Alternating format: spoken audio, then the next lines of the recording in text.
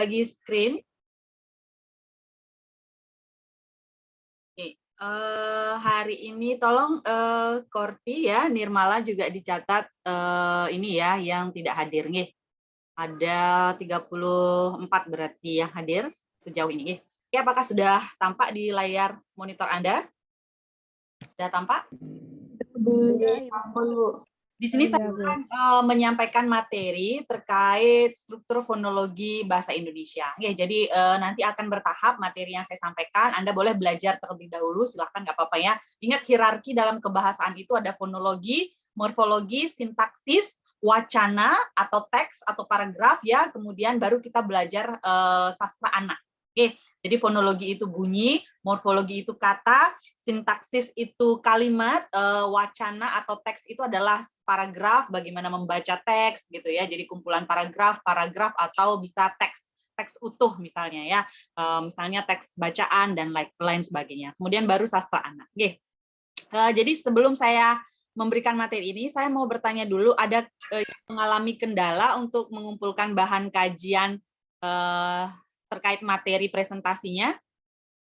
Atau sudah ada yang mencari mungkin, atau ada yang mengalami kendala, silahkan disampaikan. Atau belum mencari? Ada? Silakan gunakan fitur raise hand ya, jika ada yang mengalami kendala. Untuk sekarang belum ada kendala, Bu. Mungkin minggu depannya lagi, pertemuan selanjutnya mungkin ada beberapa kendala yang mungkin akan saya tanyakan. Oh, berarti Ening tidak ini ya. Ini dipanggilnya Ening atau Ening sih?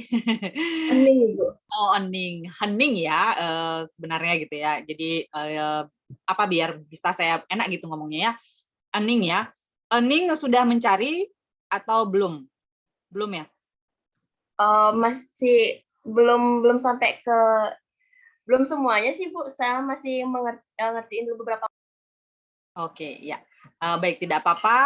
Jadi kita lanjutkan saja nggih terkait materi ini. Siapa tahu dengan saya menyampaikan ini nanti muncul apa pemahaman-pemahaman baru, silahkan.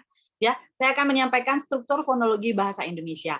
Ya, fonologi, fona gitu ya. Jadi kita berbicara mengenai bunyi ya. Bagaimana struktur fonologi bahasa Indonesia? Itu penyusunan atau penggabungan unsur-unsur bahasa menjadi suatu bahasa yang berpola. Jadi kalau misalnya kita mau lihat struktur bahasa Indonesia itu berbeda dengan struktur fonologi atau fonanya bahasa daerah, bahasa Inggris itu berbeda. Ya, tetapi kalau huruf oke sama, tetapi kalau misalnya struktur fonologinya itu berbeda. Oke, karena setiap bahasa punya ciri atau karakteristik masing-masing. Jadi apa yang harus Anda ketahui di fonologi? Kalau misalnya kita melangkah kita berbicara mengenai fonologi, sebentar. Itu kalau kita cari definisinya, definisi yang paling akurat itu biasanya KBBI. Kalau KBBI itu, sebentar, tampak tidak di layar Anda? Tanda panah aja, Bu. Oh, tanda panah. Ya, mungkin sinyalnya ya. KBBI itu adalah bidang linguistik yang menyelidiki bunyi-bunyi bahasa menurut fungsinya. Nah, kalau Anda mau cari definisi yang lain, juga percis ya, tetapi di sini paling dominan adalah munculnya bahasa atau bunyi-bunyi yang nantinya akan ada berdasarkan fungsinya masing-masing. Bentar, ini kok saya nggak bisa. Oke, saya tidak slideshow ya, biar tidak memakan waktu juga. Oke, nah jadi ada juga yang mengelompokkan bahwa fonologi itu sistem bunyi dalam bahasa Indonesia, dan ada juga yang menganggap bahwa fonologi itu adalah ilmu tentang bunyi bahasa. Nah, apapun penyebutannya, yang penting kita pahami dulu bahwa fonologi itu adalah terkait bunyi kebahasaan, khususnya dalam bahasa Indonesia. Oke, selanjutnya. Nah, ini ya, dalam tataran ilmu bahasa, fonologi itu dibagi menjadi dua. Ini harus dibedakan, anak ya, fonetik dan fonemik. Nah, ada yang bisa memberikan saya pemahaman terkait perbedaan fonetik dan fonemik? Mungkin sudah ada yang membaca, yang khususnya yang mendapat materi nomor 1 nih, fonologi. Ada? Silakan gunakan fitur raise hand. Fonologi itu dibedakan menjadi dua ya, fonetik dan fonemik. Ini apa ya, berbeda. Walaupun keduanya adalah bunyi, tetapi ini berbeda. Oke, coba Desa Ulan, nomor 37 nih. Silakan Desa Ulan. Baik Bu, terima kasih atas waktunya.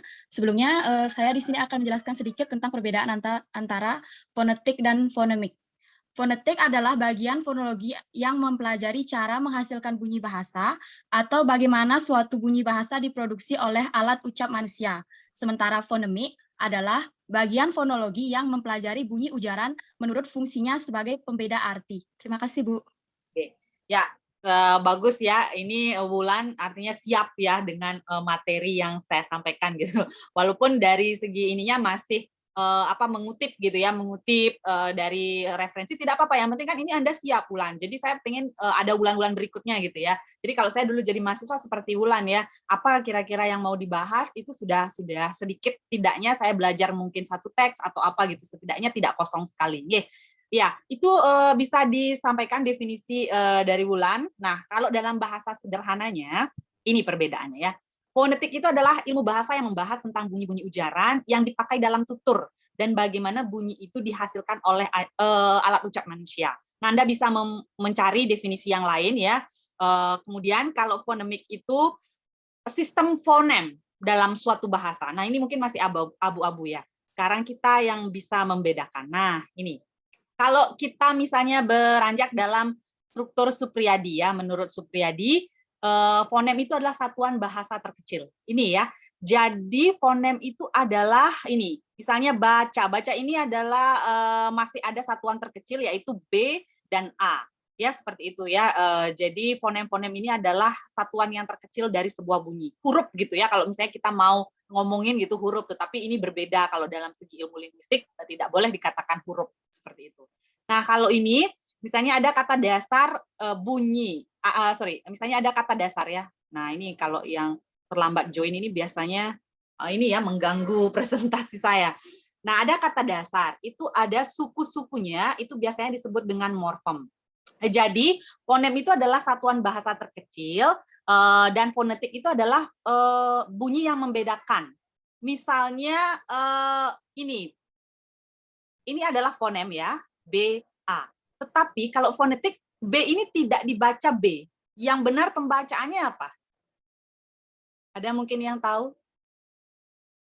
Kalau A kan ya udah A gitu ya, huruf vokal biasa A, I, U, E, O, E. Nah itu tambahannya kalau sekarang ya, dulu kan cuman E itu tidak dibedakan dengan E. Kalau sekarang A, I, U, E, O, E. Seperti itu kalau di dalam bahasa Indonesia. Bahasa Bali lain lagi, bahasa Sunda lain lagi. Nah kalau ini bagaimana pembacaannya? Apakah B? B atau bagaimana pembacaannya? Nisa mungkin bisa membantu saya? Benar nggak dibaca B ini? Mungkin menurut saya dibaca ba, Bu. Ba. Oke, baca seperti itu ya, dibaca baca. Enggak, kalau misalnya kita satuan-satuan huruf vokal seperti itu ya. B itu sebenarnya tidak dibaca B, tetapi karena dia adalah bilabial ya. Jadi F kan contohnya F, kemudian harusnya bukan K, tapi fonemnya memang K atau hurufnya memang K, tetapi pembacaannya atau fonetiknya Jadi kalau misalnya guru yang baik, guru SD yang baik itu mengeja bahasa, mengeja baca misalnya ya huruf kata B baca itu bukan B A B A C A C A, bukan kalau dari segi pembacaan. Jadi A C A gitu. Jadi paham sejauh ini ya. Jadi bukan B ketik itu ya. Paham ya? Semoga nah sampai di sini ada pertanyaan dulu, ada yang belum memahami? Nah, ini fonemnya tadi sudah paham ya, fonem dan fonetik. Fonem itu ya kalau kasarnya kita mau bilang ya huruf gitu ya, tetapi kalau fonetik itu bagaimana cara dia dibaca atau bagaimana dia dihasilkan oleh alat ucap. Ya, tadi saya bilang B, itu adalah bilabial, up juga ya, bilabial. Kenapa bilabial? Karena itu dihasilkan oleh mulut bagian atas dan bagian bawah. Biasanya kalau kita melihat analisis dalam bahasa kebahasaan bayi, misalnya umur 7 bulan, 8 bulan, 9 bulan, dia pasti tidak jauh-jauh dari kata atau huruf dan up. Nah, itu bilabial ya. Juga bilabial. Jadi tidak mungkin bayi 7 bulan itu atau 9 bulan dia langsung bisa bicara kristal gitu, nggak mungkin.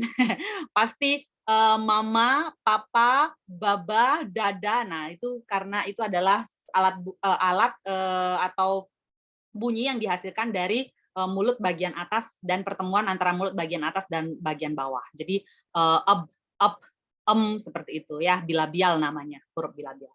Nah, kalau menurut Santoso ada seorang ahli juga menyatakan bahwa fonem itu setiap bunyi ujaran dalam suatu bahasa mempunyai pembeda arti. Nah, bunyi ujaran yang membedakan arti ini yang disebut dengan fonem. Fonem tidak dapat berdiri sendiri ya karena belum mengandung arti. Tadi istilah kasarnya saya sudah bilang fonem itu huruf gitu ya. Nah ya, tetapi kalau kita belajar linguistik tidak boleh disebut huruf. Ya, kalau huruf kan jadinya universal sekali. Fonem namanya karena dia tidak bisa berdiri sendiri dan tidak bisa dibaca gitu ya. Kalau fonetiknya baru bisa dibaca ab begitu. Nggih. Jadi kumpulan beberapa fonem itu akan membentuk satuan kata, suku kata, atau kata begitu ya. Jadi fonem itu adalah apa ya, sebuah kalau bisa kita bilang sebuah atau sesuatu yang memang paling kecil, satuan bahasa paling kecil. Nggih, nah ya. Paham ya? Oke. Kalau kita bicara seterusnya, nah ini. Saya berikan Anda kasus. Kalau kita melihat tadi ya huruf bilabial, nah B dan P ini memberi pembeda makna. Ya, misalnya kata ari. Ari itu kita anggap sebagai sebuah kata ya. Kita anggap sebagai sebuah kata atau sebagai kumpulan daripada fonem. Nah, dengan memasukkan huruf atau fonem M, L, S, C, D, H, T yang selalu konsonan, itu akan memberi arti yang berbeda atau makna yang berbeda. Nah, inilah yang disebut fonem. Seperti ini. Oke, paham ya? Contohnya adalah mari, lari, sari, cari, itu kan berbeda maknanya. Ya, jadi kalau orang linguistik itu, kalau berbicara mengenai fonem atau fonetik, itu harus dikaitkan dengan bagaimana dia dipadankan dalam sebuah kata. Ya, paham ya? Oke, ada pertanyaan sampai di sini? Ya, kalau fonologi kita membahas tentang bunyi gitu aja. Nah, kalau ini mungkin saya salah ya. Ada 5, ini 5 juga ya. Oke, coba saya ingin menguji Anda. Coba Sri Santi. Sri Santi. Ya, Bu. Coba kenapa ya justru kata adik, kata ingat, kata ingat dan nyanyi itu ada perbedaan fonemnya, jumlah fonem dan jumlah huruf. Anda lihat di tabel. Adik, itu kan jumlah fonemnya sama, jumlah hurufnya sama. Tetapi kenapa ingat, dia fonemnya 4, tetapi hurufnya 5. Begitu juga nyanyi. Nyanyi ini fonemnya 4, tetapi hurufnya 6. Ayo, siapa yang bisa memberikan saya analisis? Mengapa bisa demikian? Ya, selain ening, sorry. Nah, ini begini juga ya, fonetik juga ya. Bagaimana mempengaruhi makna justru kan kalau kita berbicara ening sama ening kan berbeda gitu ya. Oke, silakan Dayu Trisna Dewi nomor 36 ya. Baik, silakan Ibu. Dayu, coba dianalisis. Kalau yang lihat di sini, kalau ingat itu kan emang hurufnya 5, I, N, G, A, T. Sedangkan kalau kita ngucap itu ingat karena N sama G-nya itu jadi 1, Ibu. Maka jadi 4. Oke. Huruf fonennya. Oh iya. Ya, huruf ya, jumlah huruf dan jumlah fonem. Oke, coba Purwaningsih silakan. Ada analisis lain? Iya, Bu. Sebelumnya saya ingin coba sedikit menganalisis. Nah, untuk kata ingat itu kan kalau dilihat dari segi hurufnya emang terdiri dari 5 huruf. Nah, kalau dari jumlah fonemnya terdiri dari 4 karena yang pertama mungkin sama seperti Dayu karena ing-nya itu diucap dalam waktu yang bersamaan. Nah, yang kedua mungkin saja karena dalam pengucapannya itu huruf apa itu namanya, ingatnya itu awalannya itu ada kayak ingat kayak gitu Bu pengucapannya. Oke, ya, baik. Terima kasih Purwaningsih dan juga Dayu ya. Nah, kalau Anda mau mendalami ini, sebenarnya ini kan, iya ya, kalau misalnya kok beda ya fonem dengan huruf ya. Tadi sudah saya sampaikan, nggih. Benar sekali analisis dari Purwa dan juga Dayu Trisna, bahwa eng itu adalah satu bunyi. Eng ya, yang terdiri atas, bukan terdiri dari. Nah ya, ingat, kalau nanti Anda mengajarkan bahasa Indonesia, itu ada namanya pasangan kata yang tidak boleh dipisah-pisahkan. Terdiri atas, bukan terdiri dari. Ya, misalnya sampai dengan, itu tidak boleh digunakan yang lain. Misalnya antara dan antara, itu adalah pasangan-pasangan atau idiom-idiom yang tidak boleh dicampur adukan. Jadi yang benar adalah terdiri atas, bukan terdiri dari. Nah, benar ya, kalau nye itu satu bunyi, ya. Jadi ibaratnya itu kumpulan konsonan yang disebut dengan gugus konsonan. Jadi itulah yang membedakan kenapa jumlah fonem adik itu sama jumlah hurufnya adik ya, karena tidak ada pembeda bunyi atau pembeda gugus di sana, gugus konsonan ya. Tetapi kalau udah nye, kemudian ada lagi kalau misalnya kita bahasa Bali juga banyak ya seperti itu, nye, dan juga apalagi gitu ya, gimana ya saya bilang ya, yan seperti itu kan berbeda lagi. Nah, itu tetap dianggap sebagai satu bunyi, bukan dihitung berdasarkan hurufnya. Paham ya? Tadi Purwa dan Dayu sudah bisa menganalisis dengan baik, semoga yang lainnya juga bisa menganalisisnya. Nah, nanti kalau tugas yang materi presentasi ya seperti ini analisisnya ya. Misalnya anak umur 3 tahun gitu, apa saja yang sudah baku diucapkan. Apakah anak 3 tahun sudah bisa mengucapkan R dengan baik atau justru R itu L gitu dibaca ya. Nah, itu merupakan tugas dari analisis kelompok 1. Nah, saya mengutip dari Samsuri yang menyatakan bahwa secara fonetis bahasa itu dapat dipelajari secara teoritis dengan 3 cara ya. Nah, ini juga bagian nanti morfologi ya.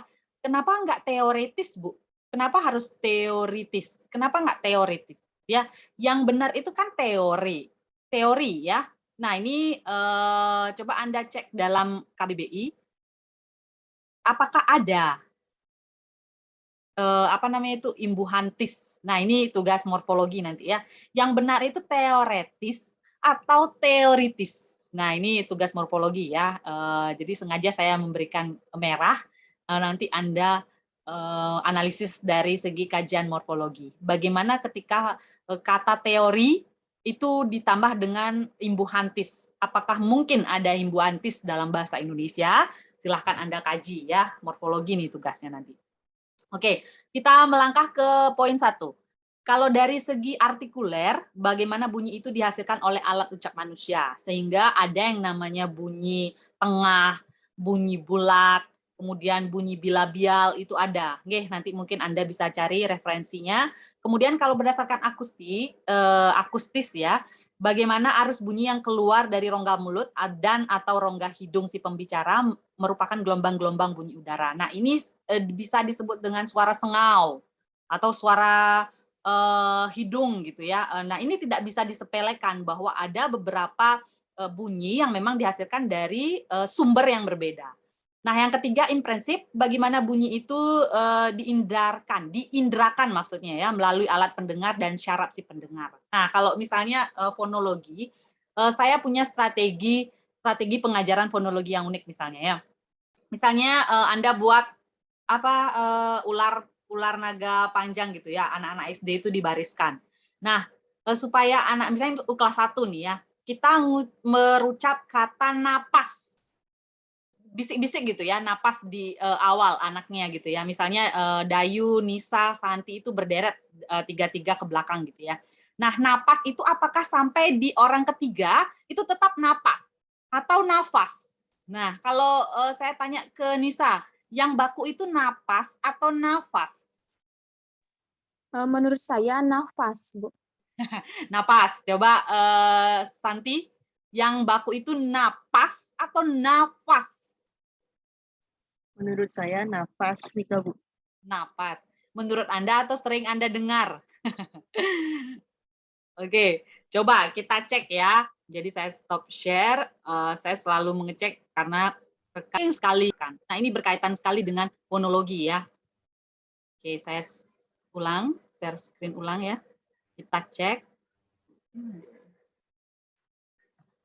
Nih. Nah, coba lihat. Jadi jangan seperti Ariel Noah ya. Kalau kita sering nyanyi nafas, nafas. Napas itu adalah kata tidak baku. Yang baku itu adalah napas. Nah, ini karena sering kita mendengarkan yang salah, jadi ini racun sebenarnya ya. Nafas, nafas demikian sering sekali terdengar yang salah, jadi dianggapnya sebagai sesuatu yang benar. Padahal kan berbeda sekali bagaimana suara P dan F itu diwujudkan atau dilisankan begitu. Ya, jadi yang baku itu adalah napas. Anda bisa lihat. Terlihat ya, Dayu? Yang baku itu adalah napas. Nggih, bentuk tidak baku itu napas. Coba kita cari sekarang. Napas. Ini kan yang sering sekali terdengar ya. Nah, ini artinya yang baku itu adalah napas. Oke, sama dengan pikir.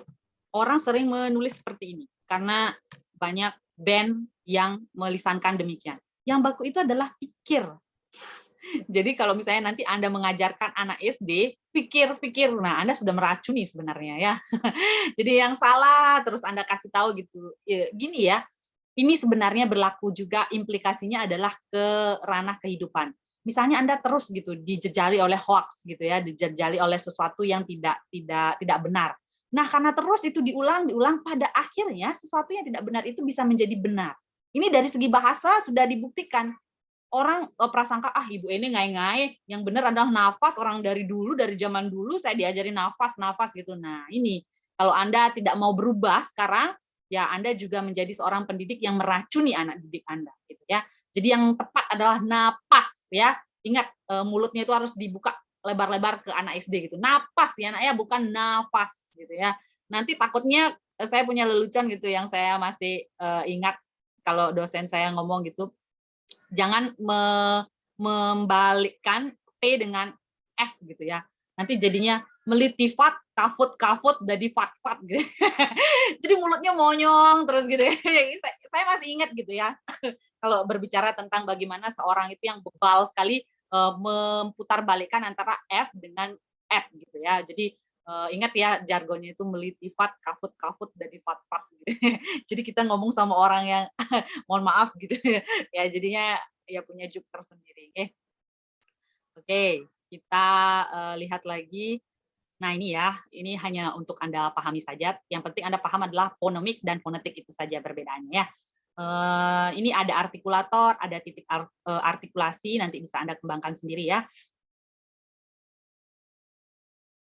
Oke, yang ini nih bisa deh, nah ini ya. Berdasarkan posisi lidah, itu biasanya E dan E itu biasanya gini ya, dibiarkan saja gitu. Tetapi kalau saya boleh saran kepada Anda nanti ketika Anda sudah action di hadapan siswa, itu jangan membiarkan E dan E itu bias gitu, artinya benar-benar sama. Jangan. Jadi Anda harus bisa membedakan mana yang E, mana yang E. Biasakan nulis kalau yang itu isi tanda apostrof demikian. Jadi misalnya meja dibacanya seperti apa. Jadi biasakan untuk anak SD itu tahu mana lafal yang benar, terutama untuk E dan E. Oke, ini kayaknya Anda bisa belajar ya vokal bundar dan tak bundar. Ini boleh nanti Anda kembangkan sendiri, vokal sempit dan vokal lapang ya.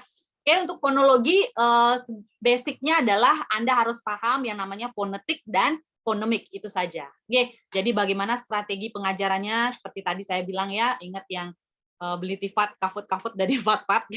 Ya, boleh juk-juk semacam itu nanti Anda presentasikan, silahkan ya strategi pengajaran fonologi yang Anda inginkan seperti apa, kemudian bagaimana pemahaman siswa, boleh. Nanti boleh Anda juga gunakan kuisi seperti itu atau demonstrasikan kepada saya bagaimana strategi pengajaran fonologi lewat kuisi misalnya. Nah, itu akan menjadi sebuah nilai plus bagi Anda yang mampu presentasi secara demikian. Oke. Oke, sampai di sini dulu materinya. Ada yang ingin ditanyakan terlebih dahulu? Silakan. Saya berikan kesempatan kepada rekan-rekan mahasiswa. Ingat ya, poinnya adalah Anda mampu membedakan fonemik dan fonetik. Oke, silakan. Ada pertanyaan? Laki-lakinya ya, ayo. Ini 40 berarti ya ada 2 orang yang tidak hadir. Silakan, ada yang terutama yang ini Nirmala sudah dibagi ya kelompoknya. Halo Nirmala, sudah dibagi kelompoknya Nirmala? Sudah ya Kak, Bu. Oke. Materinya saja belum dibagi. Oh ya, berarti yang harusnya yang bertanya ini yang sudah mendapat materi fonologi. Oke, ada pertanyaan atau masih malu-malu?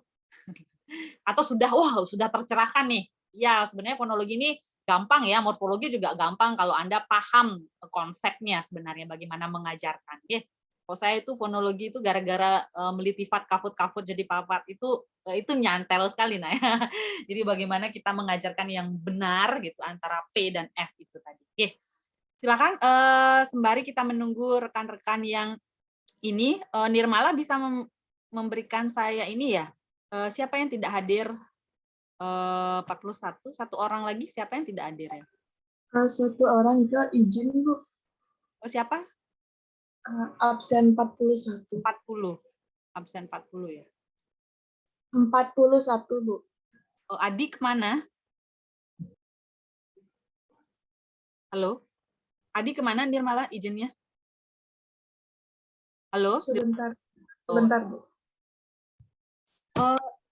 41 di luar Adi ya. Oke, saya masih mengundang, silakan. Tadi yang sudah saya sudah saya berikan ini ya, yang bertanya itu ada Dayu, Desa Gede Wulandari, kemudian Ening dan Purwoningsih ya, yang sudah menanggapi perkuliahan ini. Semoga di pertemuan selanjutnya banyak bermunculan yang hidup ya. Saya nggak mau mengajar mahasiswa yang Zoom-nya ngena hilang gitu ya, tapi hidup dalam konotasi yang bagus gitu ya. Oke, Purwa, ada pertanyaan Purwa? Silahkan. Ya Bu, saya ingin bertanya sebelumnya. Nah, tadi kan Ibu menjelaskan mengenai suara sangau, yaitu suara dari hidung, Bu.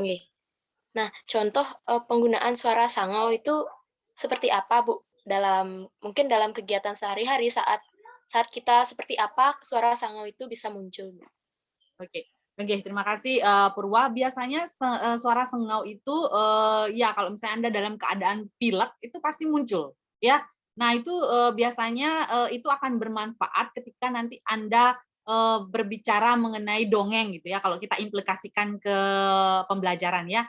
Nah, nanti suara sengau itu dibutuhkan ketika nanti misalnya ada karakter dongeng yang fabel gitu ya, ada singa, kemudian ada apa ya kalau misalnya kita tokoh yang suaranya agak ke dalam misalnya seperti itu untuk membedakan ya bunyi antara tokoh yang satu dengan tokoh yang lain. Tetapi kalau di dalam kehidupan sehari-hari paling tidak suara sengau itu jarang muncul, kecuali dalam kondisi Anda pilek seperti itu. Nah, itu juga bisa membedakan arti, membedakan bunyi. Kalau misalnya kita ranah sehari-hari, ya sengau itu tidak dimunculkan kecuali suara hidung yang memang dibuat sedemikian rupa untuk membedakan karakter dalam sastra. Ya, Purwa ya, dipahami ya? Ini Zoom-nya sudah ngeraung. Oke, kalau nanti ada pertanyaan bisa nanti dikirimkan ke Nirmala dan Nirmala yang menyampaikan ke saya. Oke. Saya minta nanti tolong untuk materi fonologi dibuat sekreatif mungkin ya bagaimana strategi pembelajarannya dan berteorilah sedikit tetapi lebih banyak bagaimana strategi kemudian bagaimana analisis Anda terhadap lingkungan sekitar untuk belajar anak SD terkait fonologi. Oke, itu saja yang dapat saya sampaikan Nak. Semoga Anda mendapatkan sesuatu yang bermanfaat hari ini untuk nanti output Anda adalah pengajar SD jadi bisa memberikan yang benar ya, jangan meracuni. Berikan yang benar tata kebahasaan terutama dalam bahasa Indonesia. Mohon maaf jika ada lisan saya yang kurang berkenan, silahkan kumpulkan kajiannya sebaik mungkin dan presentasi dilakukan bulan Maret. Maret sudah menunggu ini. Silahkan jika ada yang tidak puas atau harus ada yang dikonfirmasi, silahkan japri saya. Oke, saya tutup dengan Paramesanti, Nak ya. Terima kasih banyak, Nirmala dan kawan-kawan. Saya tutup dengan Paramesanti. Om Santi. Om Santi. Om Santi.